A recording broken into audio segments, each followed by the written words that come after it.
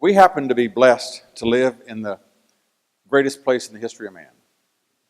4% of the population of the world call themselves Americans. And yet every year, they write more books, more plays, more symphonies, more copyrights, more inventions than the rest of the world combined. When a tsunami hits the Indonesian coast, a Muslim country, who do they turn to for help? Any place where anybody needs aid, they always turn to the Americans, the most generous, most compassionate. Right now, there's a ship parking in the harbor in Singapore using a global positioning system that was invented, conceived, and maintained by Americans. Mercedes dealer in Buenos Aires ordering a part from Stuttgart, Germany, is using an internet system that was conceived and maintained, produced by Americans. It was Americans that put men on the moon and created the air conditioner and the light bulb and the telegraph and the telephone, the airplane, just all the things that have blessed the world. And our ideas have made it possible that we live at a level I mentioned earlier, that if you were to take the half of the people on earth, they live on less than $2 a day. Half of those live on less than $1 a day. But in the second richest spot on earth is Western Europe, France, Germany, Britain.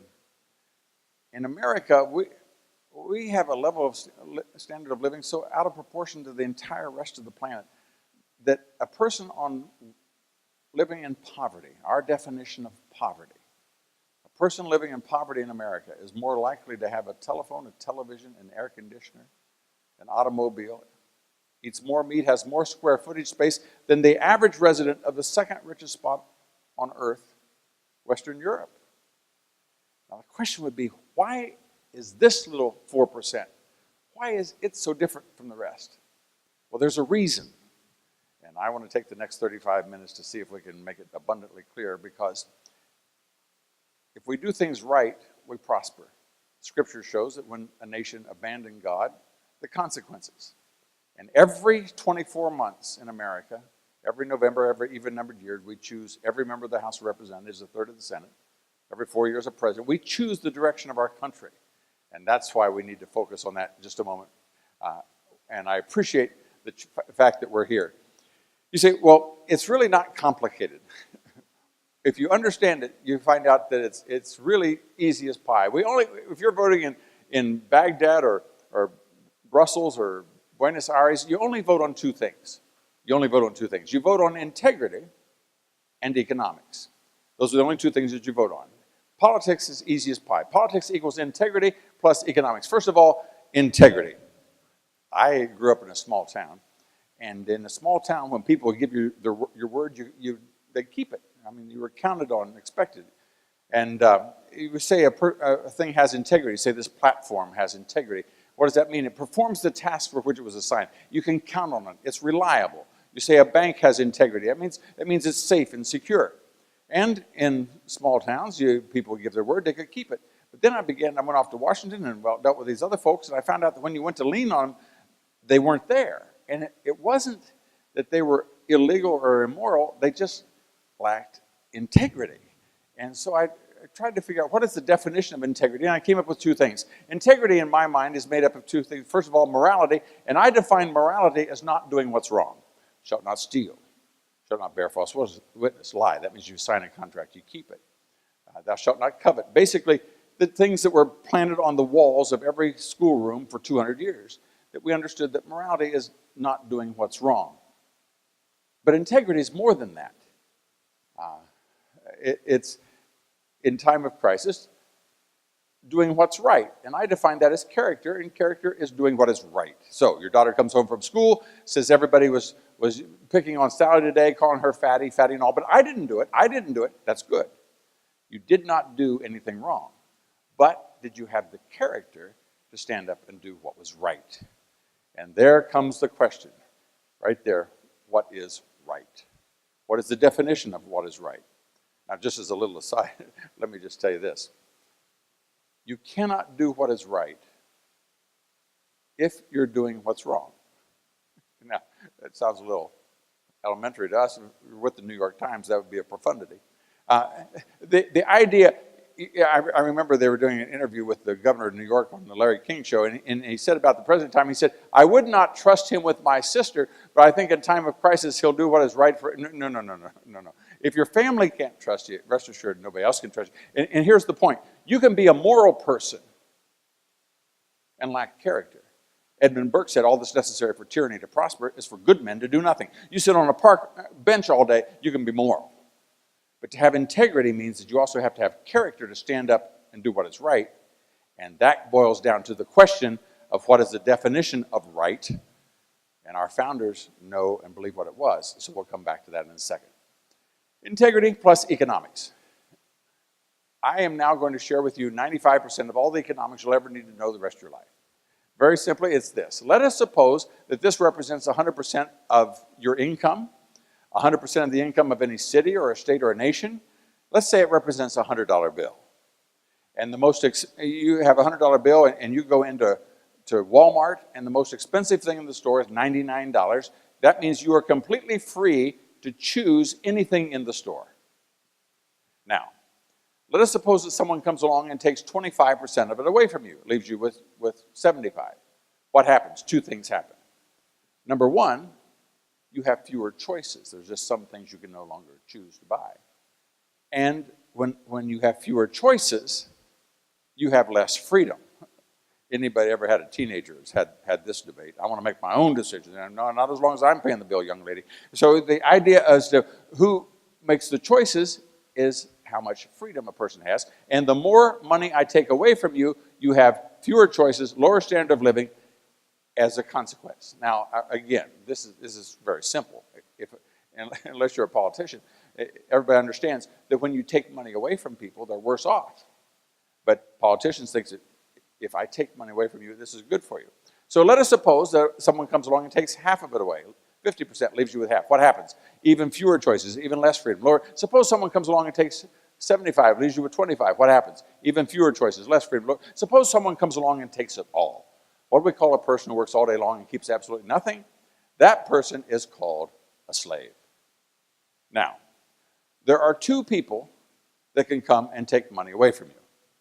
One is called a criminal, has a gun, and can come and take money away from you. The other is called the government. And the government has a gun and can come and take money away from you. Here's the point. The impact is the same. Fewer choices, less freedom, lower standard of living. And so you go from the pay window over to your car. A fella comes up, puts a gun in your ribs, says, I want 50% of everything you've got. You go home, you sit down with your wife and children. This is how much money we have for food, clothing, and shelter. This kind of vacation we can pay. This is what kind of car we can drive. Or you make it all the way to your truck, you open up the paycheck, and you see half of it's already gone. The government's already been there. The impact is the same. And so you show me what percentage of the gross domestic product, the goods and services of any city or any state or any nation is taken by government. And the principle applies that the greater the freedom, the greater the wealth. The greater the government, the greater the poverty. And it only works this way every time. So now that you understand this, you can go any place in the world and you can just simply look around and you can see how you can make any rich place poor or any poor place rich just by taking away from them. Now, when they divided Korea at the 38th parallel, the reason I do this is because in economics classes they explained that the reason America was successful is that we were just naturally hardworking folks and we had lots of temperate climate and had any problems we moved further west and all, but other people needed lots of socialism and government control. So here's a good example. Korean, same heritage, same culture, same climate, same language. When they divided the country at the end of the Korean War in 1953, North Korea got socialism, South Korea got freedom. There are no 60-year-old trees in South Korea because people tore the bark off and boiled them for broth just to stay alive. But the freedom allowed them such that today, South Korea is the 10th largest GDP. Some of you have a telephone, it came from Korea. It has the 10th largest economy in the world. North Korea, same heritage, culture, climate, had, over the last 5 years, have had 2.5 million people starve. Now, what you do is you have food, clothing, shelter. They can't even do the food part. Now, what's the difference? The difference is freedom. At the same time that, there's Japan, and at the end of World War II, that's what Nagasaki looked like. But what does America do? America rebuilds. Never in the history of mankind. This is be good for young people that they leave out the greatness of our founders and what the country has done. This country has blessed the world as none other.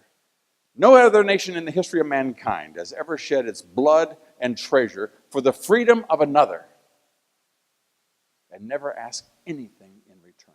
Nothing. Only America. We just wanted South Koreans to be free. Japan, they attacked us. We put a stop to it, but they got freedom. That's Nagasaki. This is what Nagasaki looks like now. Now, what's interesting, that at the same time that Nagasaki looked like that, the richest city on the planet, not even close, but like 20%, a fifth, the richest city in the history of mankind was a place called Detroit, Michigan. And so that's what Japan looked like. Detroit, Michigan was the richest city in the world in 1957. And they elected some folks that we can put a stop to this. And so currently, this is what, that, by the way, was considered the most beautiful public building in the world. That's the train station. It was dedicated just 100 years ago this summer in Detroit, where people came from around the world to see the murals that were there. There are now 48,000 single-family dwellings in the city of Detroit that are not uninhabited, are uninhabitable. And the population of the city of Detroit is as low as has gone back to its 1900 levels at the turn of the 2 centuries ago. Now, why is that? Well, when you increase taxes and regulations on a place, you take it away from people, they become poorer, and let's just say that if you go through an intersection, and every time you went through the intersection, people got around your car and stole half of the things in the car, after a while you wouldn't go through that intersection anymore. And so people learned not to go through Detroit or Philadelphia or elsewhere. This is what socialism does. It creates poverty. Now, the question about all that would be, why? Say, all right, Bob, you got a good point. You can see that. Hong Kong, same heritage, climate, language in China. When Hong Kong was under the control of a free port under the British, the output per person on that rock of Hong Kong, no natural resources at all, the output per person was 40 times as great as just across the new territories into all of China. When the wall came down between East and West Germany, same heritage, culture, climate, the standard of living on the free side of the wall was 14 times greater than on the... So we know that socialism does that. The question would be, why? Because people always want to sell the idea, and the answer to it is simply this. Let us suppose that you're going to buy something for yourself. And when you do, you care about 2 things. You care about price, because you're paying for it, and you care about quality, because you're going to consume it. And nobody can make that decision as well as you can. You might pay $4 for a cup of coffee at 7 in the morning, for which you wouldn't pay 25 cents at 3:30 in the afternoon. When it's your money, buying something for yourself, you care about the price and the quality. Number 2, let us suppose that one of these things is not controlled by you. Let us suppose you're going to buy something for someone else. You care about the price because you're paying for it, but you're not as quite concerned about, you're a little more flexible on the quality. So, by the time it breaks, they'll be married for 3 years. They'll forget who gave it to them anyway. This will be fine. We've all bought things for people we never would have bought for ourselves. We've all received things as gifts we never would have bought for ourselves. Do we care about the price? Yes, we care about the price, but we're not as concerned about the quality. Now let's go the other way around. Let us suppose that we're going to consume it. If we're going to consume it, do we care about the quality? Yes. But suppose we're not going to pay for it. Well, if we're not going to pay for it, we're not as concerned about the price. So, you go into the restaurant, and the waitress says, would you like to have some orange juice? And you say, well, how much is it? And she says, well, it's $3. And you said, no, I really haven't. Oh, she said, you got the pancakes. Well, it comes with the pancakes. Well, in that case, I'll take 3 glasses. You pour away. You care about the quality because you're consuming it, but you don't care about the price because you're not paying for it. Final example, and this is how government makes rich places poor. Let us suppose that where you work, everybody that comes to work late has to put $5 in the kitty at the end of the month. They raffle the money off to see who wins, and give it out. And so it's the last day of the month, and the boss says, John, why don't you see how much money's in there and buy something for it, and we'll raffle it off at the end of the day. And so you go over and you count the money, and it's $150. And so you go out to lunch, you come back and forget about it, and you think, oh my goodness, I don't have time for this, or what do I do? And you look up, and there in the store window is a 6-foot-tall stuffed frog. And you go over and you check the price, and the price says $149. Oh, this is great. Good. So you go over and you buy the frog, and you put it in the closet, and at the end of the day, the boss invites everybody down, lectures to them about being late. Said, all right, everybody draw a number, see who wins. Well, Sally wins. What does she win? Go over, open the door, 6-foot-tall frog. Everybody laughs and claps. Oh, that's so funny. You go out and you shove it into her car and cheer. She drives through the parking lot. And what is that called? That is called a third-party purchase. A third-party purchase is purchasing something with money that's not theirs, therefore you don't care about the price, to purchase something that you will not personally consume, therefore you don't care about the quality. Now here's the point. All government purchases are third-party purchases, made with money that's not theirs to purchase things they will not personally consume. Therefore, will there be waste in the highway department? You betcha. Will there be waste in the defense department? Yes, you can count on it. That's why we believe, as Abraham Lincoln said, that a government should do only those things which a man cannot do better for himself. Why? Because every time we take a dollar from an individual to save and invest and use to the maximum benefit of themselves and their family, and run it through a third-party system called government, we are in the process of making the nation poorer. And you can make any city or any state. When I was in the state legislature in Ohio, Ohio was #1 in new job creation. Over the next 20 years, increased taxes and regulation until when the current governor took over in Ohio, out of the 50 states, Ohio was 49th out of the 50 states. And as I point out, for the first time in history, Ohio Buckeyes were saying, thank God for Michigan. But nevertheless, you understand the principle. So let me do a quick analysis. The idea, you say, well, Bob, government does good things for people. I mean, the politicians told me that they were going to give everybody free health care, and health care is so fouled up and things, and they're helping, right? Don't they mean well? They may mean well, but you understand it simply cannot work. Let me explain. You saw on that chart over here that some things where we care about the quality, we're consuming it, but we aren't concerned when the price, we're not paying for it. Whenever you see anything wrong in the economy, look for government. Because only government can create monopolies, for example. If I don't serve you satisfactorily in a free market, I go out of business. And so I have to make you happy. So when you see something fouled up, I ask this question. When was the last time you heard somebody complain about the price of their home insurance? Hardly ever happens. What would happen if they did? You say, well, try my guy. Because competition could fix that. In health insurance, the prices are all fouled up. Why is that? Well, look to government. In 1941, December, America was attacked at Pearl Harbor. In 1942, the politicians came along and said, look at all these fine young men going off to army, off to the military. Why, we should sacrifice as well. Therefore, there should be no wage or price increases all during the war. Nobody should get a pay raise during the war. Well, it sounds noble. But in a matter of weeks, you discover that McDonnell Douglas needs some new engineers from Illinois out in California, but he can't pay them any more to come, and so the whole thing starts to fall apart. And the labor unions go into FDR and said, whoa, we're taking money out of their pocket every week, and you're telling us we can't get any more money? This isn't good for us, and that's not good for you either. But being a liberal means never having to say you're sorry, so you don't say, well, we made a mistake. What are we going to do about this? And here's what they did. FDR, in a special order, you can Google it and get a copy of it, he said, if the labor unions negotiate to have their employer purchase their purchase their home, purchase their life insurance, If the employer, you negotiate to have him purchase your health insurance, the individual won't have to pay for it, and we will not count it as a pay raise. And so in 1942, 5% of the people in America had someone else purchasing their health care, but health insurance, everybody else competed. But by 1945, 85% of the people, more than 4 out of 5, had somebody else purchasing their health care. Did we care about the quality? You betcha. Did we care about the price? Well, we're not involved in it. We don't care. And so the prices get all distorted. And so when the doctor comes along and says, well, I want to have these 10 tests. And so you say to the doctor, well, how much are those?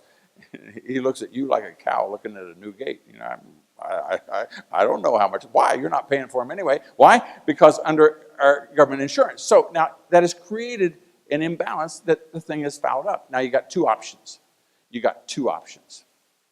One is you go back and you let 330 million Americans purchase their health insurance in competition. You know that little gecko? He'll say, I'll sell you a little more coverage for a little less cost. You know, everybody would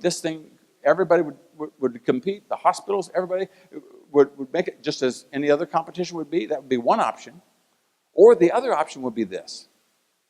How about if we let those good folks down at the Bureau of Motor Vehicles, you know, those folks that say take a number and sit for a week? How about if we had them?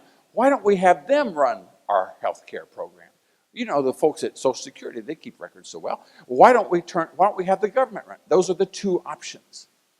And so, just so you see which one it is, here is the statement 3 years ago, October. We'll go for a quote in which the president said, there are those on the left who believe that the only way to fix the system is through a single-payer system where government would run it. Now, when he said that, like in Canada, his folks were so excited they stood on their chairs and whistled and carried on.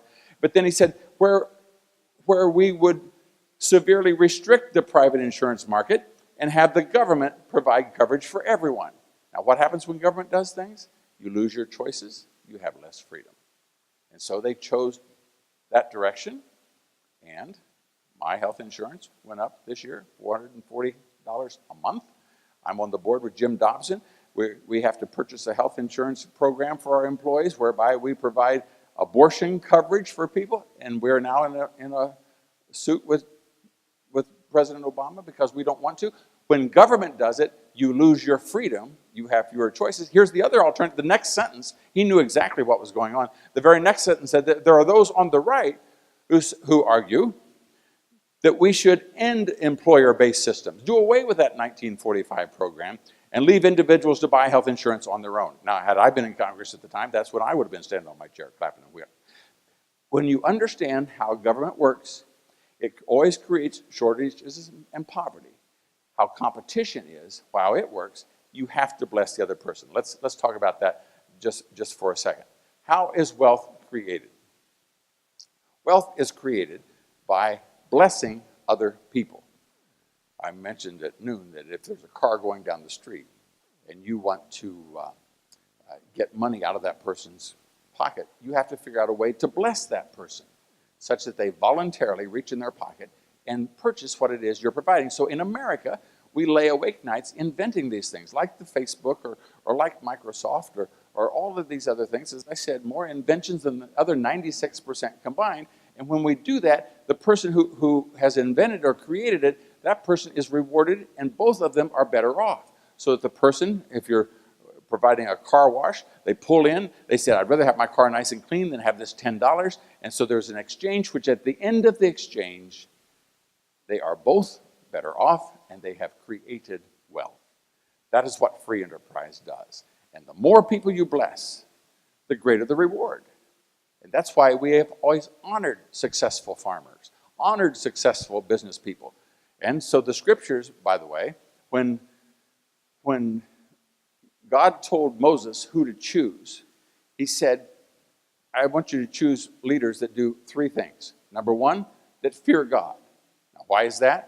Because, as we're going to see in a second, there's only two standards, either what God says or what man says. Those that fear God, love truth, and number three. Now, if you could mention anything else, what would it be?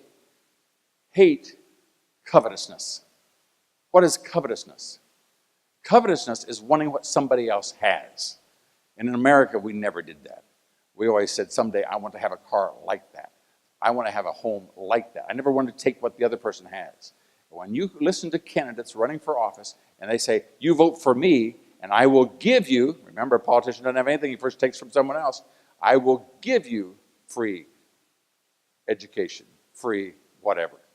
Well, that's covetousness. See those people with it, that top 5%, that 2%, that 1%, I'm going to take it from them. And the scripture said from day one, that is what you do not want in government. So how does it apply? How does it work out? Very simply, every barroom brawl, every schoolyard scuffle boils down to two words. That is, who says? And there's only two answers. One is, as Thomas Jefferson said, there's a starting point.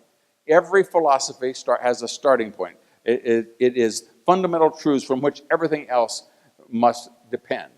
And the two choices are, either you believe that man created God, or you believe that God created man.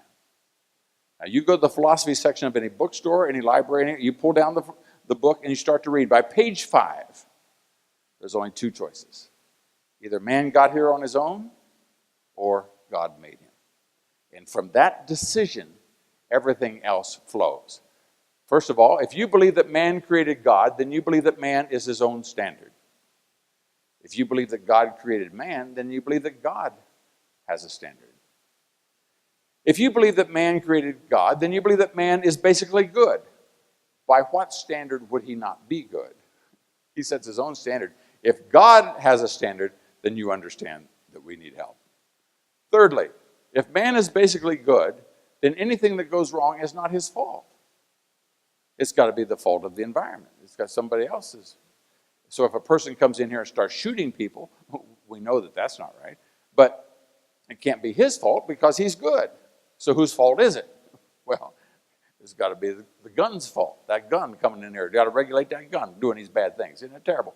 And so, if guns kill people, I've always wondered, how does anyone ever get out of a gun show alive? You ever wonder about that?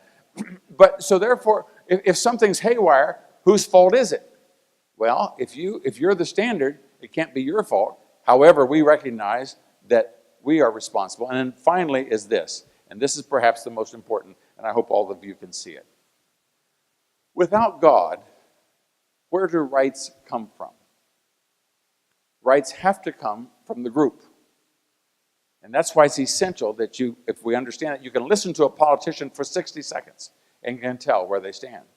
Because they'll talk about women's rights, or they'll talk about Hispanic rights, or they'll talk about gay rights, or there are no blonde left-handed rights. There's only the rights that come from God. And that distinction means that God is responsible for our blessing, and our founders were not ambivalent as to which one to choose. And let me just tell you, when it's groups' rights, no one is safe. Our daughter just returned from a year in Rwanda. In Rwanda, 80% of the people are Hutu, 20% are Tutsi. 80% voted to kill the 20%. And over the course of 90 days with machetes, they chopped 1 million people to death. In America, by the way, that's what a democracy is called. In a democracy, rights come from the majority. And there's a misunderstanding about America because we're not a democracy. Our rights do not come from the majority. You can vote 95-5 to kill Jews in America. You can't do it. Why? Because our rights don't come from the majority. Our rights come from God. Now, we call ourselves a democracy because a democracy, we democratically elect people to run a limited government of a constitutional republic. But they are not the source of the rights, they cannot create the rights, and they are not entitled to take our rights away. That is what made this little spot the most abundant and productive place on earth. How does it play out into public policy? It works like this, and we're rounding third, heading for home. Here we are. That is, these people will always want more government. Why? Because any problems in society, they have to control, because there is no spiritual value system. You don't have on the wall, thou shalt not steal. So you have to put policemen at the intersection of every high school. And whereas these folks want a limited government, because the more choices that I can make, there's less government. Whenever government makes a decision, I lose freedom. So we're redoing our bathroom. You know that the federal law determines how much water is in the toilet tank? I don't think when James Madison and Alexander Hamilton were sitting down in Philadelphia that they thought the government should determine the size of a flush toilet in America. But the light bulb, these people will always figure out ways to control what you and I do. That's what elections are about. How do you get more government? One way, more taxes. These folks will always want more taxes. Now, they always begin the sentence with, now, I'm opposed to more taxes, but the circumstances at this moment in our library, in our school system, in our town, in our state, they will always want more taxes. There are people in this room old enough to remember I was running for re-election and spoke a dozen times in the same spot as Bill Clinton in 1990. Bill Clinton never said good morning without I support a middle-class tax cut. We're going to cut taxes for everybody. When I'm president, we're going to cut taxes across the board. He said it over and over and over and over. And anybody that knew that if he won, and he did, a month later, sure enough, he came out. You can get it on YouTube. You can watch it. He comes out, he bites his lip, quote, I never worked on anything so hard in my life, but you'll just never believe what I have to do.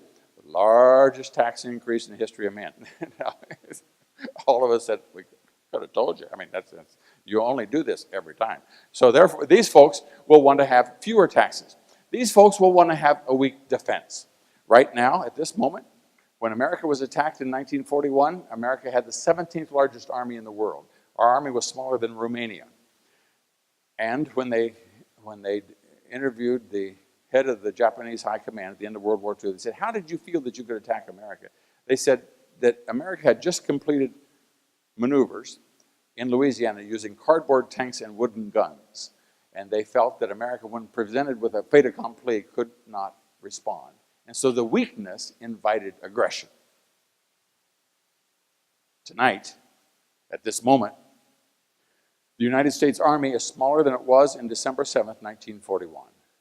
The United States Navy is as small as it's been not since World War II, not since World War I, since Teddy Roosevelt was president prior to World War I. And the United States Air Force, they're cannibalizing pieces from boneyards and from museums just to keep planes flying. The size of the United States Air Force is smaller than it was on the day it was created. And yesterday morning, we met with about 150 flag officers. Those are former generals and admirals, along with Donald Trump and Jerry Boykin, who spoke here, and other generals, in an effort to say that we need to restore a strong defense. Now, when the liberals, Katie Couric and those folks say, you folks always claim you want smaller government, you want fewer tax, but you always vote for a strong defense. And the answer to that is right. That's absolutely correct. Because a limited government protects our freedom, and fewer taxes preserves our freedom, and a strong defense protects our freedom, and that is what government is supposed to do. And finally, since I am the standard, I can say that marriage is between 3 men and 2 women. And since I'm the standard, you have no right to challenge it. Because without God, there is no understanding as to what would be. And so our founders they knew exactly where to choose. And so they wanted our basis to not be on what man says, but what God says. And so how does that work? It works like this. The 56 opening words of our birth certificate. We hold these truths. Now that is the breaking point. Because without God, there is not truth. What is truth? Truth is God. I can say that this room is 150 feet wide, and you can say it's 125, and somebody else says 130, and somebody else says 160, and we're all fine. Until such time as somebody measures it. And when somebody measures it, that measurement is truth. Everything else is just opinion. But here's the significance of truth. Truth reveals error. So I can say it's 150 feet wide all night long, but when somebody measures it, it's 135, you automatically know that what I said wasn't true. Therefore, error hates truth. Error wishes to destroy truth. Now, what is truth? God said, I am the truth and the life. You say, well, that's a little esoteric. What does that mean? It means that what God says is true. Everything else is just opinion. So that if I'm invited to pray at an inaugural, I can pray in the name of anything in the world. I can pray in the name of eagle feathers and Mother Earth and the sky, and nobody cares. But if I pray in the name of Jesus Christ, all hell will break loose. Why? Because error recognizes truth. And error cannot tolerate truth. Because truth overcomes error. Let me explain. Let us suppose that you're prosecuting a fellow for stealing an ATM machine. And you're the prosecutor there, and the defense counsel gets up, and she says, why, he wouldn't do such a thing. He's a wonderful man. He loves his mother, and he was having dinner out in Portland, Oregon with his sister, and here's the receipts from having. You don't care what she can say anything she wants, because when she's finished, you're going to show a video of him pulling up beside the ATM, putting a chain around the ATM machine. You see his face as he leans over the machine. You got his fingerprints as he pushes the button, and the truth will overcome the error. Therefore, her only hope, she has to prevent the presentation of truth. She has to prevent you from introducing that information, because truth overcomes error. That's why only liberals burn books. That's why the National Socialists under the Nazis burn books. And that's why you can have every book in the world, but the Bible, you can't have the Bible. Why? Because the Bible reveals the error, and error cannot survive in the presence of truth. And there's a recent example of that.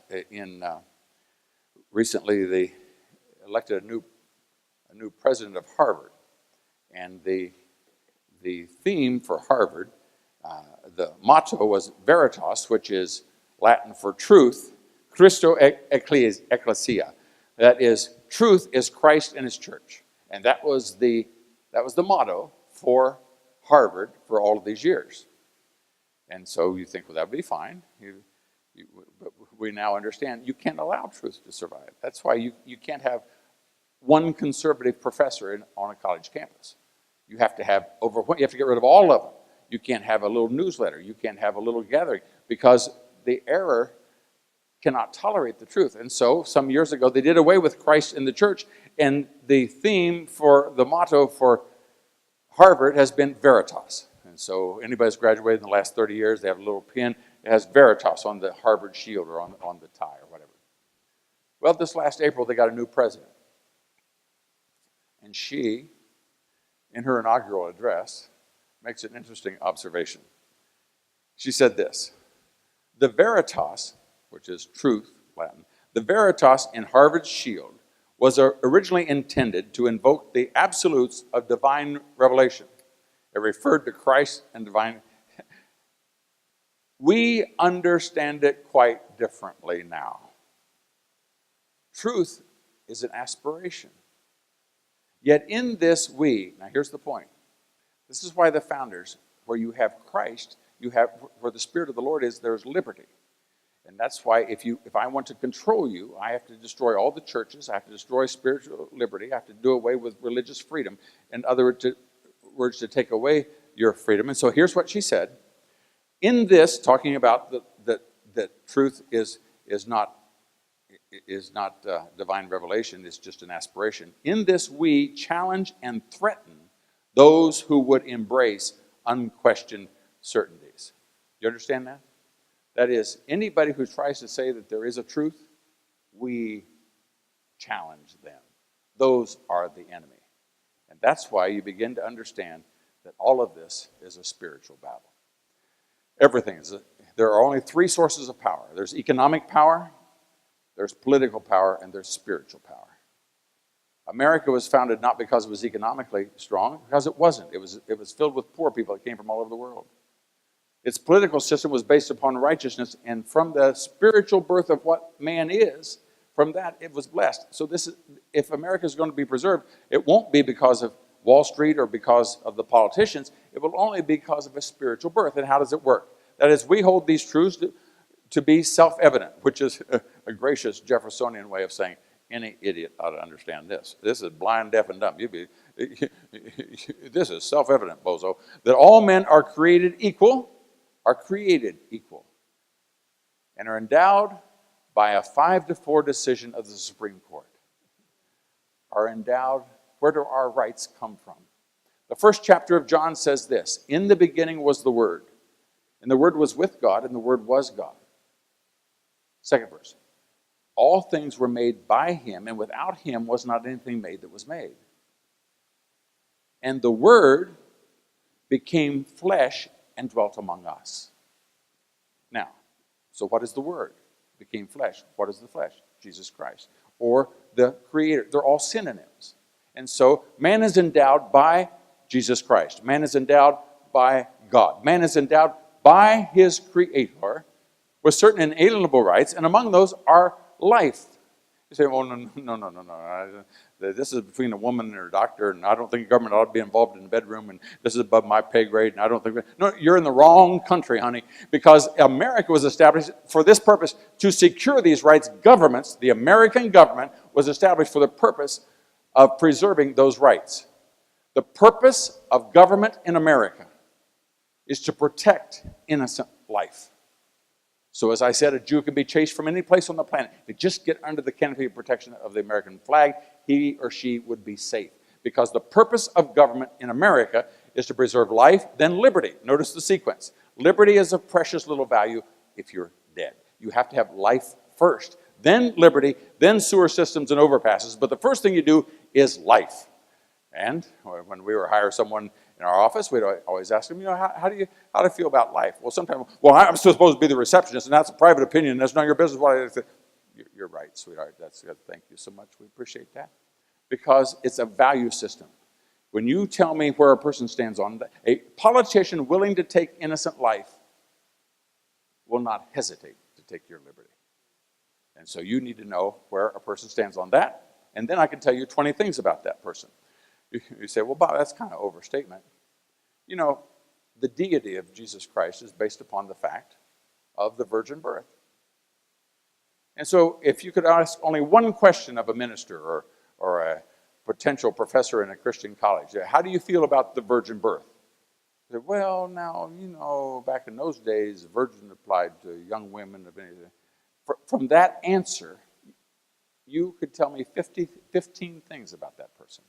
Either you believe the scriptures or you don't. And our founders knew which one to decide upon. At the time that we did that, our principle was life, liberty, and the pursuit of happiness. Life and liberty from God. At the same time that we were doing that, the French were having a revolution as well. But they didn't want the God part. They just wanted the liberty part. So they have liberty, equality, and fraternity. What's another word for fraternity? Group, union, Soviet. So because of my fraternity, I have rights. And I demand equality. How do you get equality? Only one way. You take from one person and you give to another. What happens when you take from one person and give to another? They object. What happens when they object? Well, you have to kill them. So the symbol of the French Revolution was the guillotine. Without God, there's no protection for life. And government always ends up killing. So when Pol Pot takes over in Cambodia, 2.5 million people are killed.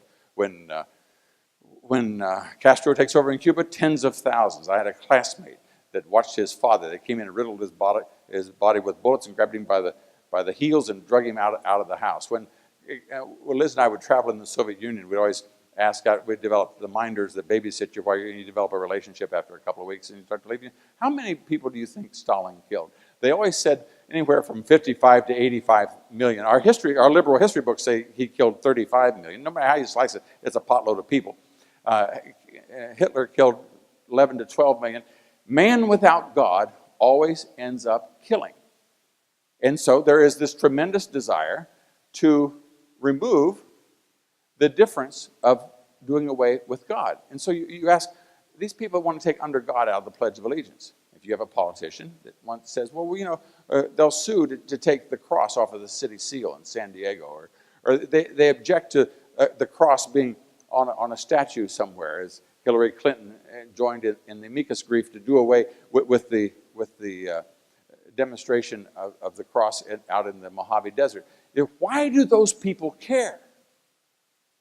Why do they seek so diligently to separate God out of America's founding and success?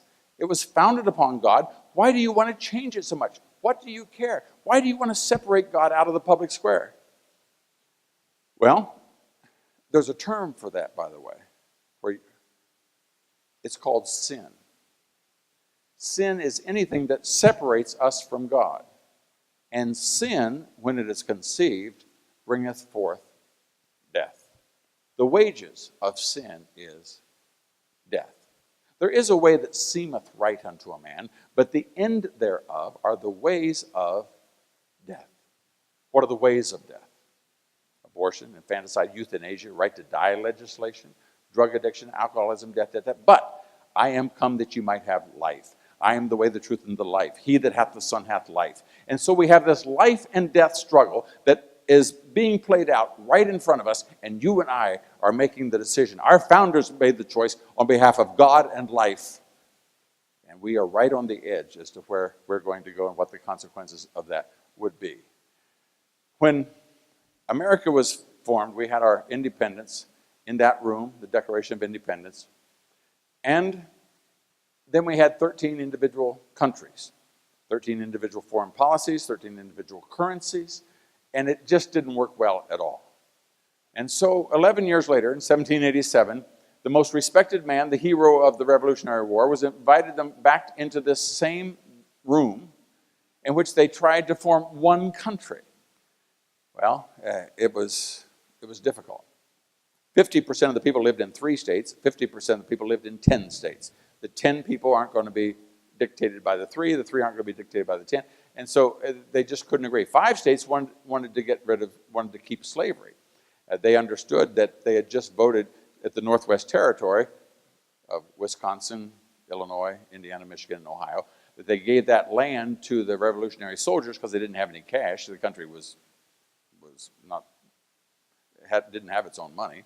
And so they decided, but they put in there unanimously that there could not be slavery in any of that new territory.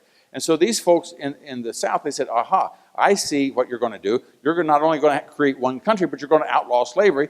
And if you do that immediately at the same time, it won't work. And so the thing began to break apart. George Mason, who was George Washington's best friend and next door neighbor, got in his carriage and started to leave. Washington walked along beside the carriage all the way to the edge of Philadelphia and said, Mason, you can't leave. I mean, this is our only chance.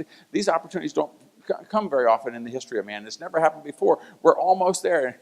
Mason said, George, I got other things to do. I can't sit around and talk about politics all summer long. He said, well, just give it one more try. And so he was able to corral him back into this room again. And an 84-year-old member, one of the 4 people that had signed the Declaration of Independence that was also on the Constitutional Convention, and he asked to speak for the very first time. Now this fellow, by the way, at the end of World War I, there was this effort called deconstructionism. That's where you take the reputations of people and you destroy their reputation, therefore you don't respect them. And this man, as I'll talk about in a minute, he asked to speak for the first time. His name was Benjamin Franklin, and he said this. As you recognize, there's George Washington and there's Alexander Hamilton talking to him. You could Google the whole thing. It's a little bit longer than this. June 28, 1787.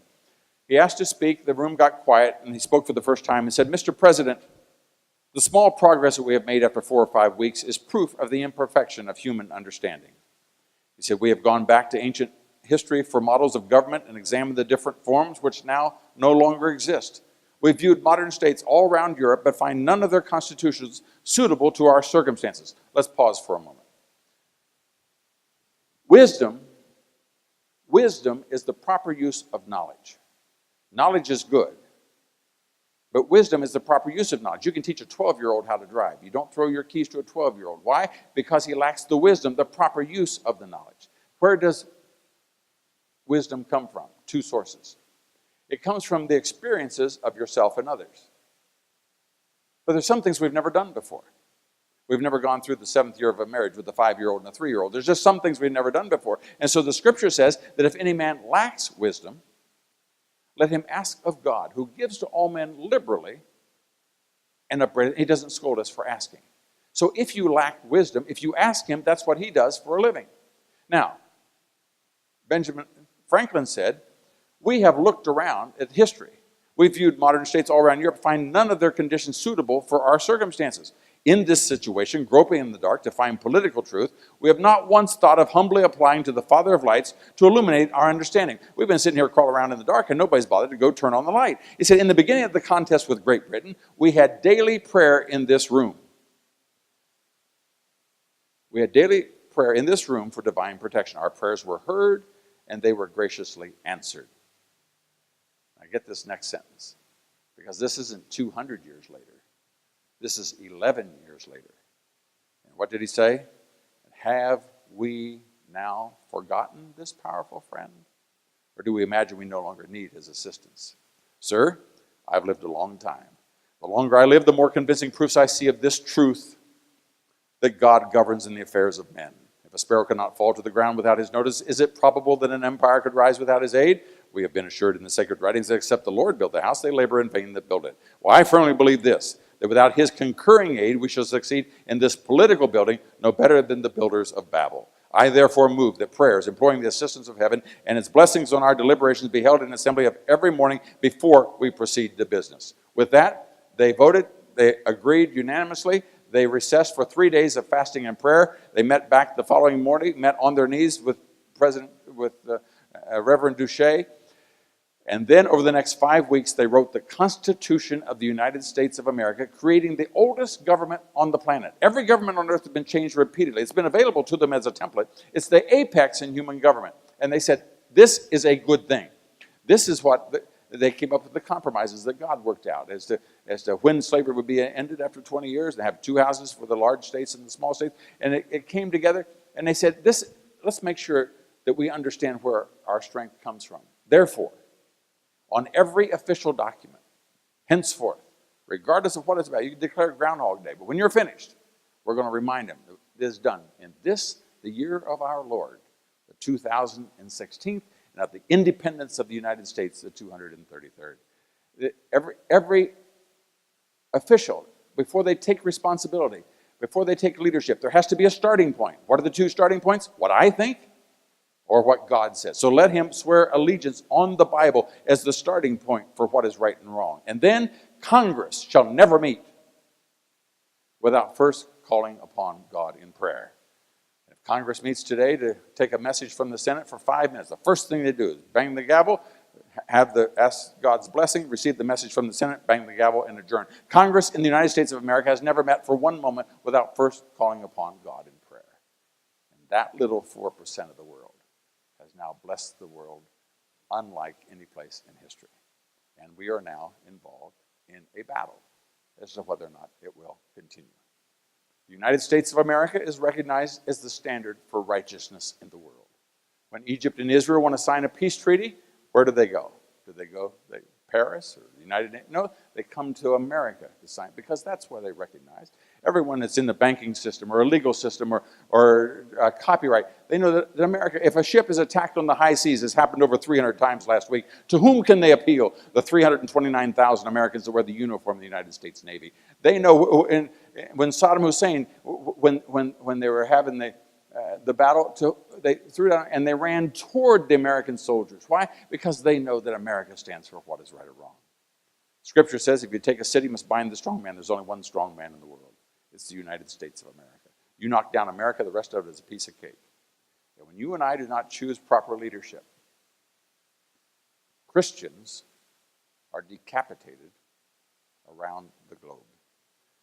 I was invited 6 weeks ago to serve as the speaker at the Ukrainian presidential prayer breakfast. The president and I spoke, but they had a series of prayers from members of parliament and foreign ministers and ambassadors and others. They only prayed for 2 things. In Ukraine, they prayed about the fact that their nation has been overrun by the Russians. The United States, in the Budapest Agreement of 1994, promised that if Ukraine would give its nuclear weapons to Russia, they said, we'll give them to anybody in the world. We'd like for you to take them, but we'll give them to anybody else. But we will not give them to Russia. The United States said, nope, you've got to give them to Russia.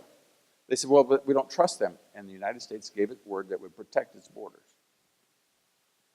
But no contract is worth more than the integrity of the person who signs it. You've all signed contracts. And you think, well, but it says there.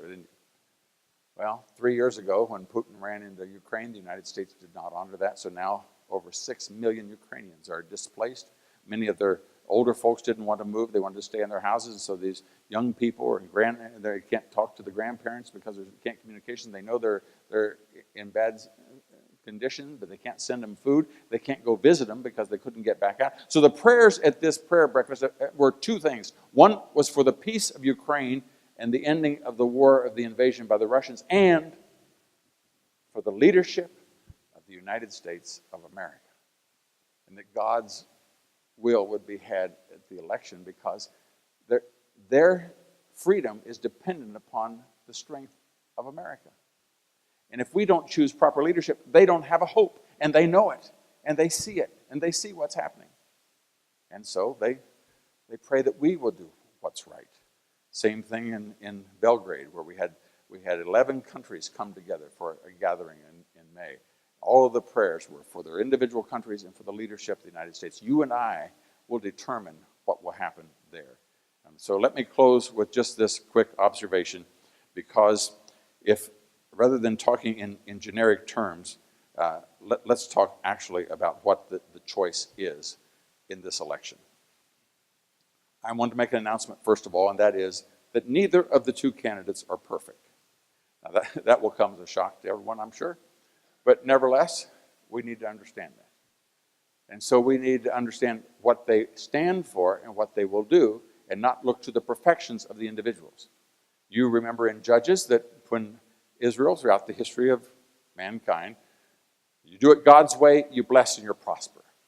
The second generation says, oh, our parents were fuddy-duddies, we don't have to do that. And they go their own way and they go in the ditch.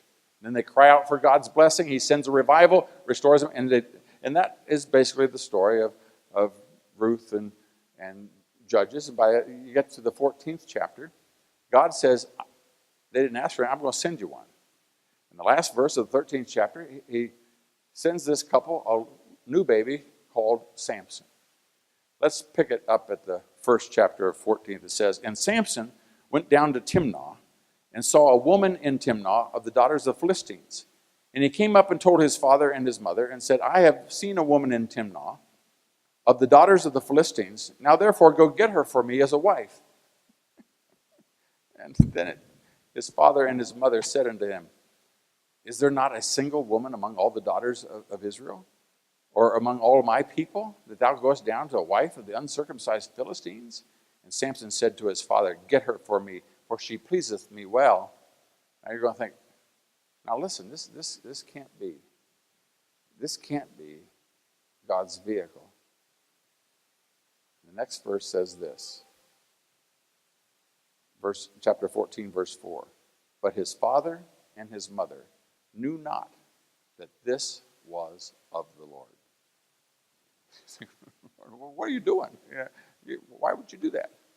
Well, sometimes he uses people for different reasons. What was Samson known for? Samson was known for his hair. We got a guy running for president. Known for his hair. Samson got himself in a pickle. He down there in a gambling debt. They got him surrounded. They're going to beat him up. He took the jawbone. I'll use the term that's used in the scriptures. He took the jawbone of an ass, and he slew 1,000 of them. Well, Donald Trump didn't slew 1,000. He did defeat 16 with the jawbone. The list goes, what was his failing? His failing was his interest in women. You know, the question is, can God use imperfect vessels like us? Well, let's look at the questions, and with this, I'm very serious as I close. That Constitution that I mentioned, that wherever it goes, there's prosperity. A bunch of islands in the Caribbean, one absolute total poverty, and everybody's a thief and a crook. And we went for a wedding, a friend of ours on the beach, and the people in the hotel said, do not leave this compound. We said, well, we'd like to drive downtown. Oh, do not do that. It's not safe. That's not under the American Constitution. Go right over there. That's the American island. That's where it's safe and prosperous. That's what that Constitution does. The Constitution was based upon biblical values, but the Supreme Court determines what it actually says. And so, of the 9 members of the Supreme Court, 2 have been appointed by Bill Clinton, 2 have been appointed by Barack Obama, and the 4 of them vote in lockstep. And they are committed to changing what it says. They see things that nobody else ever saw before. They've determined that marriage is who knows what. Who knows what. And those 4, there was an effort recently, as I mentioned about in the Mojave Desert, where those World War I veterans, in honor of their comrades that were killed, they went out and took some stones and put a cross on the top of it and had this World War I memorial in the middle of the Mojave Desert, which you couldn't find with a flashlight. But the American Civil Liberties Union found it and sued to have that, and said they put a canopy over it, and locked it so you couldn't see it for several years until it finally made it all the way to the Supreme Court. And the Supreme Court ruled 5-4 that we were allowed to do that. But these 4 votes said, and I quote, that the Constitution of the United States prevents the presentation of any religious symbol on public property. That one more vote, and you'll have to take a sandblaster to every courthouse, to every school, to every cemetery in America. One more, and they will totally change America. We all know about the right to have guns. So when the Japanese, when they were interviewed at the end of World War II, Yamamoto had told them, he said, we cannot have a land war against the United States because behind every blade of grass and every leaf is an American with a gun. And so the Japanese, while they went down and killed 300,000 in Shanghai and took over the Philippines and did all the rest, in America, why? And yet in the Heller decision, by a 5-4 decision, these 4 said that the Constitution prohibits an individual from possessing a gun. Only a militia. And when they get one more vote, which will come in January, and you and I will determine who will choose that 5th person, they will change the Constitution in America that we live in. That's number 1. I got 5 more. Iranians, a deal was made by our current president with Iran to strengthen Iran, and it is committed to the destruction of Israel. It is committed to the destruction of the great Satan, which is the United States, and the little Satan, which is Israel. It is the number 1, Iran is the number 1 sponsor of terrorism. When you pay terrorists, you can't send them a check. They can't pick up and have their Social Security deducted and go to the Royal Bank of Scotland and cash their check. And because the recognition, the camera will identify who the terrorist is. So in order to pay terrorists, you have to have cash. And our president, in an agreement that is not written nor signed, collected billions of dollars on what do you call those crates? On pallets. Pallets of currencies from around the world and flew them to them. And Hillary Clinton said it was the finest agreement of the administration. And Donald Trump said the day that he becomes president, he'll abandon it. I repeat, it has neither been signed nor written. They're just jerking us around. And it will be in the best interest of Israel and America to do that. We mentioned the Second Amendment, support for boys and girls locker rooms. Let me just take one moment on this. I only have, in 3 minutes, I'll be done. Some of you are old enough to remember when they had this, when Art Linkletter, you ever remember Art Linkletter? He had a program called Kids Say the Darndest Things. You can, tomorrow or tonight, you can Google college kids say the darndest things. Because at the head of the Family Research Council in Washington State, the Family Policy Council, he went to the University of Washington and took individuals as they came out of the college building, one-on-one, so they didn't know what the other one said. And he walked up to them and he said, if I am a woman, can I be a woman? And every one of them said yes. Let me just pause for a moment.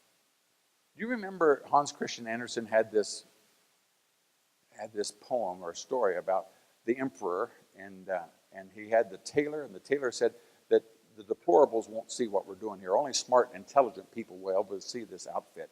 And this outfit, if you wear this, then the smart people will just think you're really great. And so the king went to his court and said, what do you think about this? Well, if they all wanted to be smart, so they said, oh, this is wonderful, this looks great.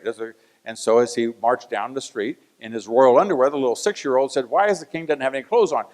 And we read that story from the 1860s, and you think, that's silly. Nobody would actually do that. No one would actually say, when you're holding nothing there, you say, well, that really looks great. They wouldn't say such a thing. So this fellow's talking to these college students as they come out. Can I be a woman? They all said it could be a woman. He said, can I be a Chinese woman? Can I be a Chinese woman? Well, that had to think about that a bit, but they all agreed he could be an Asian woman if he wanted to. He said, you know, I've always wanted to be 6'5". Can I be 6'5"? And every one of them agreed that this 5'9" white male could be a 6'5" Asian female. Now, when man abandons God, he goes haywire. And the Peloponnesians did it, and the Greeks did it, and the Athenians, and the Romans in chapter 1, verse 22 says, professing themselves to be wise, they became fools. If I would have told you 3 years ago that somebody, an intelligent, capable, 22-year-old adult would stand there and tell this young man that he's a 6'5" Chinese, you say, well, that's crazy. It is crazy. And yet, we have two candidates for president. One is in favor of allowing an adult male at any time that he feels that he is no longer an adult male to go into a female locker room. Donald Trump is opposed to that, and rightfully so in my opinion. Planned Parenthood performs half of the abortions in America. It is a private organization. It operates, it produces millions of dollars. They live very, very high on the hog. They've been known to fly first class for some time until recently. They've been chartering private jets as they go around the country. Last year, they ended with a $130 million overage in the bank. They do not need our money at all. But the Congress and this administration has given them $500 million. Donald Trump has said next year you get zero. If you're a private corporation, you're not entitled to taxpayer money. As you saw 2 weeks ago, Hillary got an award from them promising to give them even more. Energy independence. This nation could be energy independent. We wouldn't have to send money to our enemies anytime we get a leader that wants to be. America is number one in natural gas reserves and production. It's number one in coal and number one in oil. There's no reason for us to be dependent. We've talked about mandated health care, traditional marriage, school choice. Socialism never works. Socialism never works. Competition always works. And Donald Trump has promised to support school choice. That is, you take the money and you give it to the parents and let them choose which school to go to. They say, well, those dumpy, horrible, terrible schools where kids are unsafe, and nobody's going to go there. That's exactly correct. That school will close for 24 hours. Then somebody who knows how to run a school system will come in there and get the spray paint off the wall, replace the windows, get the teachers from sitting cross-legged on the desk out of it, and the competition will come. This thing could write itself. America, instead of being at 35th in science and math behind Zimbabwe, America could go back to doing it number one. We will make that decision in just a few weeks. Restrictions on church speech, we know about that, and all the rest. Now, that which has been entrusted to us by our ancestors is now in our hands. This election is not 1984, it's not 1996, it's not 2012. This is for all the marbles. We are at the tipping point. The chances of what are the upside are extremely, extremely good. The chances of the downside is that the America that you and I have known and loved would be entirely different from here on out. In order for us to be successful, we have the right to call upon God's blessing. This nation is the lighthouse for the gospel. When people opened up the abandoned churches and they asked for Bibles and hymnals, to whom did they turn? They turned to Americans. America spends 6.5 times more on global evangelism. 85 cents out of every dollar that goes for the cost of global evangelism comes from this 4% of the population of the world. This is the lighthouse for the gospel. This is a spiritual war. And when you're involved in a spiritual war, you're entitled to ask for God's help. The scriptures instructed us to do it. Our founders did it. It created a blessing that you and I are sitting here enjoying to this day. And the question is whether or not our children and grandchildren will be able to do it will rest upon us in these next few days. And so for us to take this time and to pray, ask God's blessing, to give us the wisdom, and then we just want him to protect us. We need what George Washington and the others needed when they were desperate. We need his blessing, and I believe he'll give it. For you to take time out on a night like this, to be here for this cause, of all the places I could be, of all the people I could be with, there's no place I'd rather be than with you, and I thank you. God bless you.